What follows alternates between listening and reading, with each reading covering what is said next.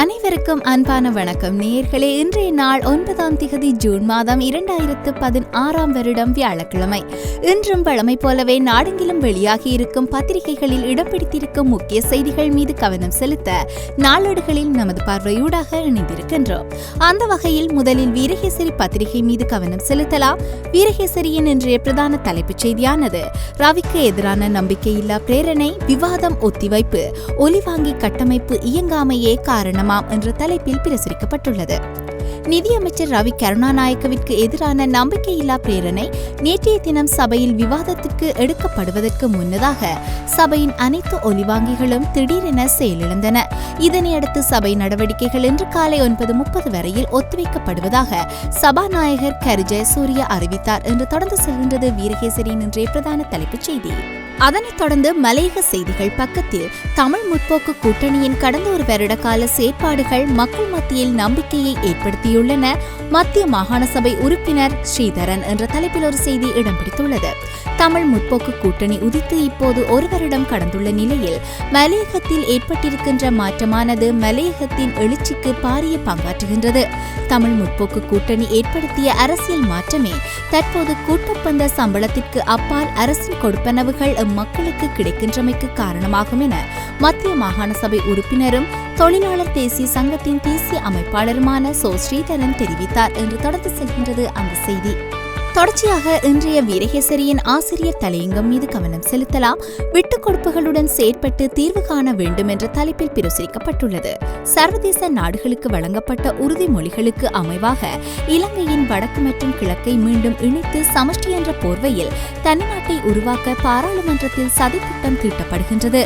பிரதமர் ரணில் விக்ரமசிங்கவின் சுவிஸ் ஆட்சி முறைமை தொடர்பான உதாரணங்களும் சம்பந்தன் மற்றும் விக்னேஸ்வரனின் செயற்பாடுகளும் தாய்நாட்டுக்கு ஏற்பட்டுள்ள பேராபத்தை வெளிப்படுத்துகின்றது என்று முன்னாள் ஜனாதிபதி மஹிந்த ராஜபக்ஷ அணியினர் குற்றம் சாட்டியுள்ளனர் என்று தொடர்ந்து செல்கின்றது இன்றைய வீரகேசரியின் ஆசிரியர் கட்டுரை. தொடர்ச்சியாக தினக்குரல் பத்திரிகையில் இன்று வெளியாகியிருக்கும் செய்திகள் மீது கண்ணோட்டம் செலுத்துவோம்.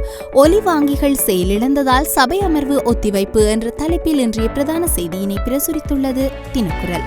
நிதி அமைச்சர் ரவி கருணாநாயக்கவிற்கு எதிரான நம்பிக்கையில்லா பிரேரணை விவாதத்திற்கு எடுத்துக் கொள்ளப்படவிருந்த நிலையில் சபையின் ஒலிவாங்கிகள் முற்றாக செயலிழந்து போனதால் சபை நடவடிக்கைகள் இன்று வியாழக்கிழமை காலை 9:30 மணி வரை சபாநாயகர் கரு ஜெயசூரியவினால் ஒத்திவைக்கப்பட்டது என்று தொடர்ந்து செல்கின்றது அந்த பிரதான தலைப்புச் செய்தி. தொடர்ச்சியாக தினக்குரல் பத்திரிகையின் இன்றைய ஆசிரியர் தலையங்கமானது கோஸ்கம அனர்த்தம் கற்றுக்கொள்ள வேண்டிய பாடம் என்ற தலைப்பில் பிரசுரிக்கப்பட்டுள்ளது. நாட்டில் உள்ள ஆயுத களஞ்சிய சாலைகளில் ஒன்றான கோஸ்கம சாலாவ ராணுவ முகாம் களஞ்சியத்தில் ஞாயிற்றுக்கிழமை மாலை ஏற்பட்ட தீ விபத்து சம்பவம் தொடர்பாக விசாரணை நடத்துவதற்கு முப்படை குழு ஒன்றை நியமித்திருப்பதாக பிரதமர் ரணில் விக்ரமசிங்க அறிவித்திருக்கின்றார். அத்துடன் மக்கள் நடமாட்டமற்ற பகுதிகளிலேயே ஆயுத களஞ்சிய சாலைகளை அமைக்கவும் அவற்றின் பாதுகாப்பையும் தரத்தையும் மேம்படுத்தவும் நடவடிக்கைகள் எடுக்கப்படும் எனவும் பிரதமர் உறுதியளித்திருக்கின்றார் என்று தொடர்ந்து செல்கின்றது தினக்குரலின் இன்றைய ஆசிரியர் தலையங்கம். தொடர்ச்சியாக சுடரொளி பத்திரிகை மீது கவனம் செலுத்துவோம். சுடரொளியின் இன்றைய பிரதான தலைப்புச் செய்தியானது ஒலிவாங்கிகள் முற்றாக செயலிழப்பு, இன்று வரை ஒத்திவைக்கப்பட்டது சபை, ரவிக்கு எதிரான நம்பிக்கையில்லா பிரேரணை விவாதத்திற்கு எடுத்துக் கொள்ளப்படவில்லை என்ற தலைப்பில் பிரசுரிக்கப்பட்டுள்ளது. தொடர்ச்சியாக சுடரொளியின் இன்றைய ஆசிரியர் தலையங்கமானது காணாமற் போனோருக்கான சான்றிதழ் வெறும் கண்துடைப்பாகிவிடக் கூடாது என்ற தலைப்பில் பிரசுரிக்கப்பட்டுள்ளது. 2009ஆம் ஆண்டில் இலங்கையில் ஆயுதப்போர் முடிவுக்கு கொண்டுவரப்பட்ட நிலையில் இந்த நாட்டில் உண்மையான நல்லிணக்கம், பொறுப்புக்கூறல் தொடர்பில் காத்திரமான நகர்வுகள் சிலவே இதுவரை காலத்தில் எடுக்கப்பட்டுள்ளன. இந்த வகையில் காணாமல் போனவர்களுக்கு சான்றிதழ்களை வழங்குவதற்காக சட்டத்தில் திருத்தங்களை மேற்கொள்வதற்கு அமைச்சரவை நேற்று முன்தினம் அங்கீகாரம் வழங்கியுள்ளமை இலங்கையின் போருக்கு பிந்திய வரலாற்றின் முக்கியமான நகர்வாகும் என்று தொடர்ந்து செல்கின்றது சுடரொளியின் இன்றைய ஆசிரியர் தலையங்கம். தொடர்ச்சியாக வழமை போலவே யாழ் பிராந்தியத்திலிருந்து வெளியாகும் உதயன் மற்றும் வலம்புரி பத்திரிகைகளில் இடம் பிடித்திருக்கும் பிரதான தலைப்புச் செய்திகள் மீது கவனம் செலுத்தலாம். அந்த வகையில் முதலில் உதயன் பத்திரிகை மீது கவனம் செலுத்தலாம். உதயன் பத்திரிகையின் இன்றைய பிரதான தலைப்புச் செய்தியானது அரசு கூட்டமைப்பு உறவில் விரிசல், நிதியமைச்சருக்கு எதிரான நம்பிக்கையில்லா தீர்மானம் மீதான வாக்கெடுப்பை இன்று புறக்கணிக்கவும் முடிவு என்ற தலைப்பில் பிரசுரிக்கப்பட்டுள்ளது. அதனைத் தொடர்ந்து வலம்புரி பத்திரிகையின் இன்றைய பிரதான தலைப்புச் செய்தியானது குற்றச்சாட்டுகளை ராணுவம் ஏற்காது வெளிப்படையாக தெரிவித்தார் சந்திரிகா என்ற தலைப்பில் பிரசுரிக்கப்பட்டுள்ளது. தொடர்ச்சியாக இன்று வெளியாகி இருக்கும் லங்காதீபம் மற்றும் டெய்லி மிரர் பத்திரிகைகளில் இடம் பிடித்திருக்கும் பிரதான தலைப்புச் செய்திகள் மீது கவனம் செலுத்துவோம்.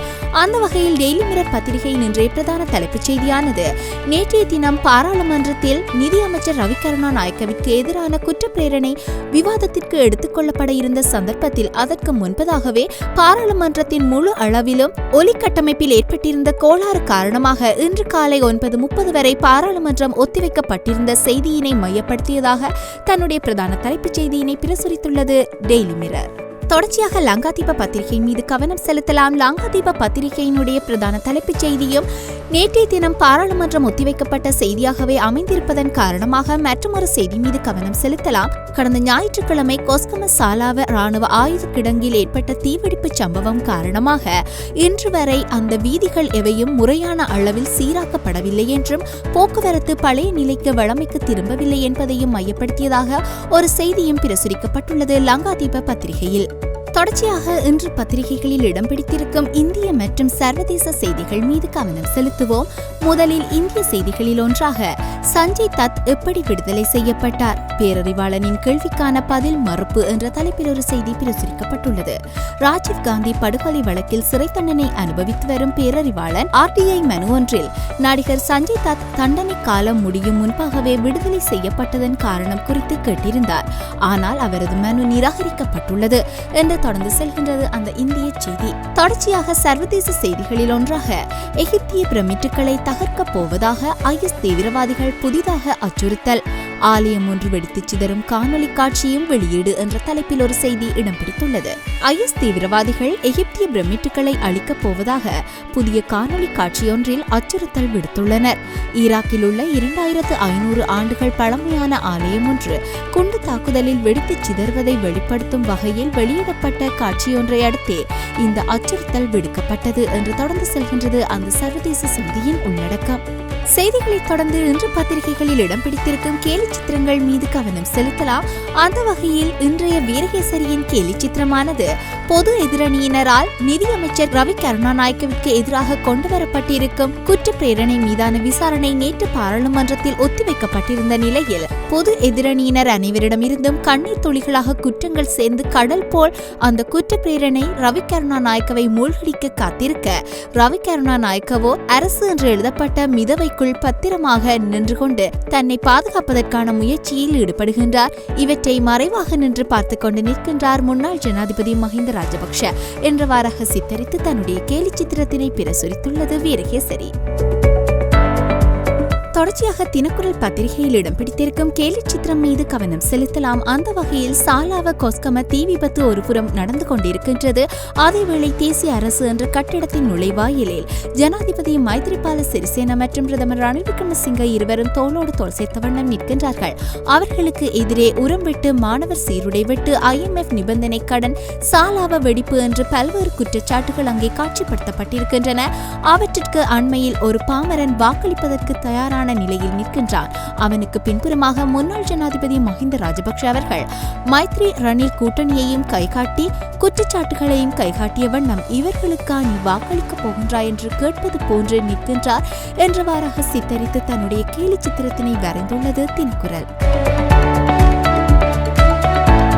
அதனைத் தொடர்ந்து தினக்குரலில் இடம்பெற்றிருக்கும் மற்றொரு கேலி சித்திரமானது, நிதியமைச்சர் ரவி கருணாநாயக்க அண்மையில் ஊடகவியலாளர்களுக்கு அளித்த செவ்வியொன்றின் போது புதிய வரிகளுக்கு அவசியம் இல்லை என்ற கருத்தினை கூறிக்கொண்டிருக்கின்றார். அதேவேளை மறுபுறமாக ஒரு பாமரன் நிலத்தில் விழுந்து கிடக்கின்றான். அவனுடைய கால்களை வெட்டென்கின்ற ஒரு பெரிய மிருகம் ஒன்று கடித்துக் கொண்டிருக்கின்றது. அந்த அவதியில் உள்ளாகியிருக்கும் அந்த பாமரன் இருக்கும் வரியே போதும் அமைச்சரே என்று பரிதாபமாக கூக்குரலிடுவது போன்று சித்தரித்து தன்னுடைய கேலி சித்திரத்தினை வரைந்துள்ளது தினக்குரல்.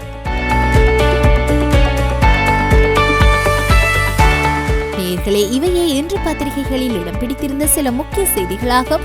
இதேபோல் மேலும் ஒரு நாளேடுகளில் நமது பார்வையூடாக இணைந்திருக்கும் வரை நன்றி, வணக்கங்கள்.